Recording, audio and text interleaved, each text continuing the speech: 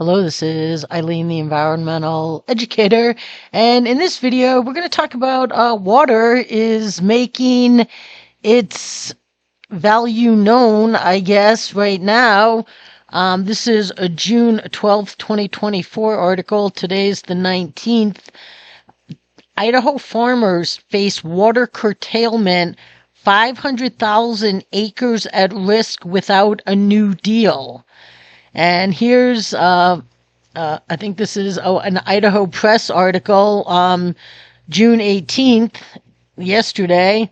Idaho farmers say water curtailment order will dry up land and push them out of business. So, yeah, the farmers are very concerned out there.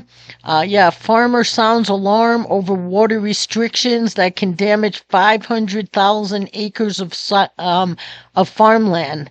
And he calls it significant. And it's significant to a lot of things. Okay. Yep. Water is in demand everywhere. And this is about, the farmers that are getting cut off have secondary water rights, and that is for underground water. Okay, and this article here out of Boise says that farmers in eastern Idaho are facing a potential curtailment of water this year, meaning some 500,000 acres of farmland could dry up if an agreement is not reached soon. Water right issues in Idaho can be complex. They're complex all over the world. Okay.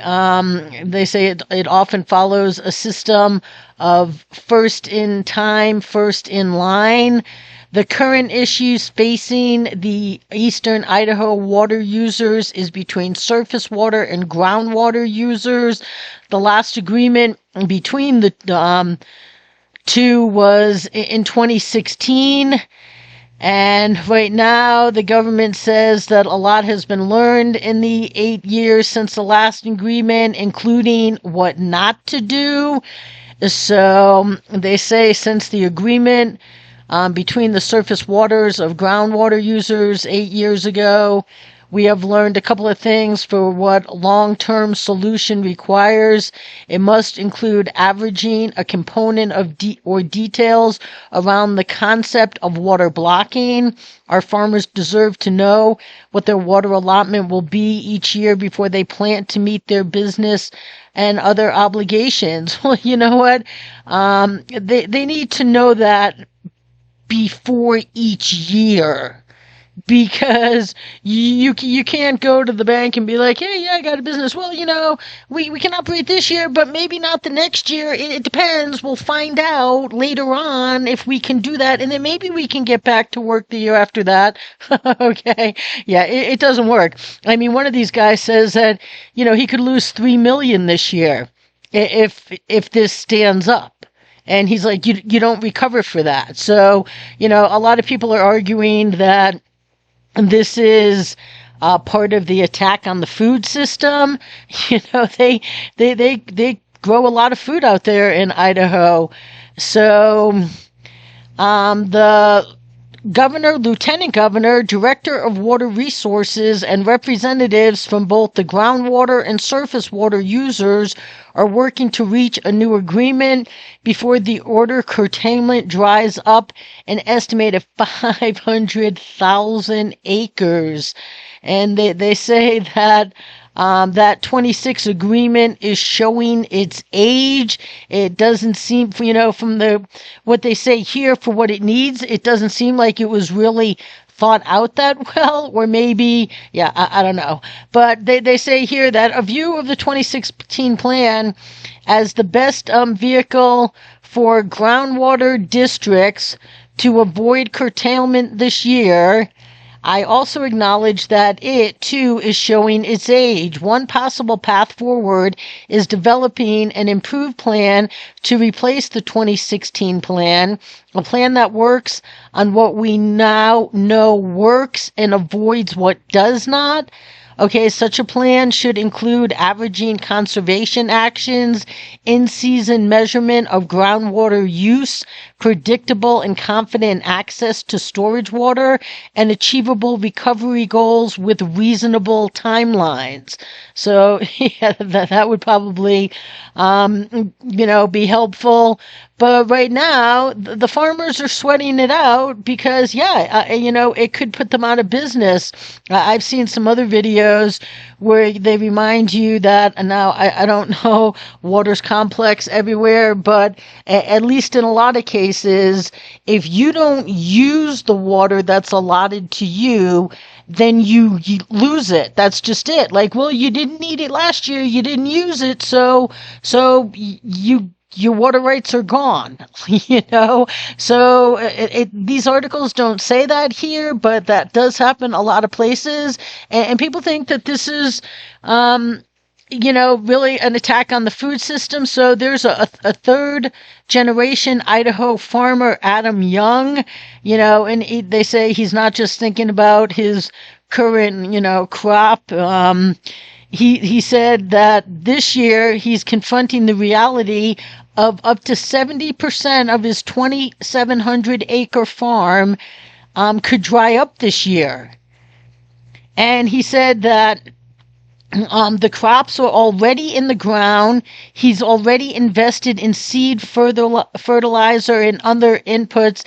He said total about $400 per acre is what he puts in the ground before they even get going. I know I talked to a farmer in a hot springs in Montana, and he's up in northeastern Montana, and they don't even have irrigation. He said you put $1 million worth of seeds in the ground, and then you hope you have a harvest.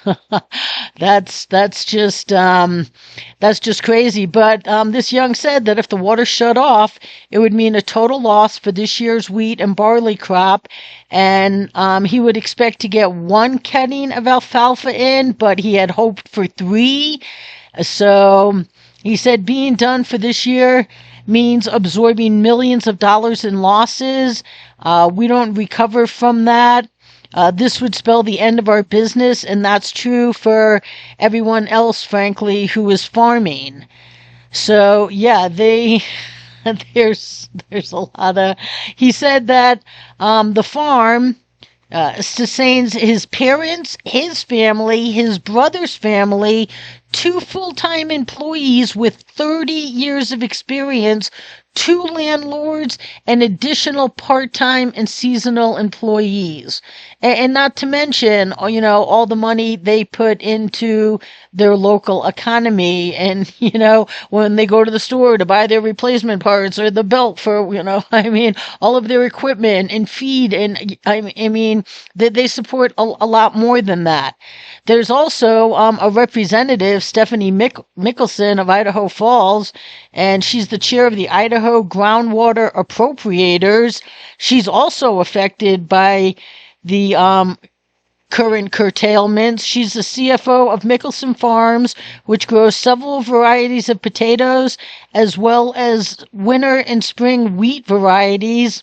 With the curtailment order, she estimates she would only be able to water and farm about 80 of her 7,000 acres.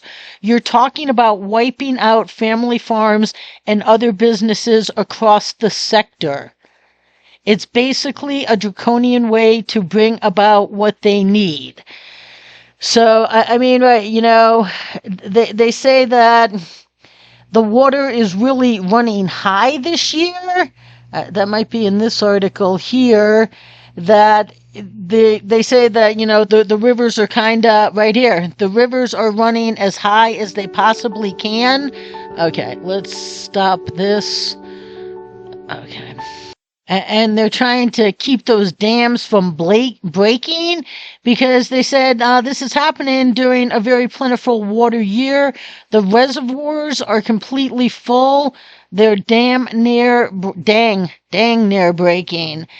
So, it's right here. His family, the guy in this article, is a 135-year-old growing potatoes and facing a $3 million loss. Yeah, you can't. A little farmer can't sustain that. He says that he grows 23 million large orders of McDonald's French fries, and on the grain side, 16 million loaves of bread. So it's these farmers' entire businesses, but when you start shutting down all of these people, then okay, who's cutting out 16 million loaves of bread? Okay, I mean, McDonald's isn't.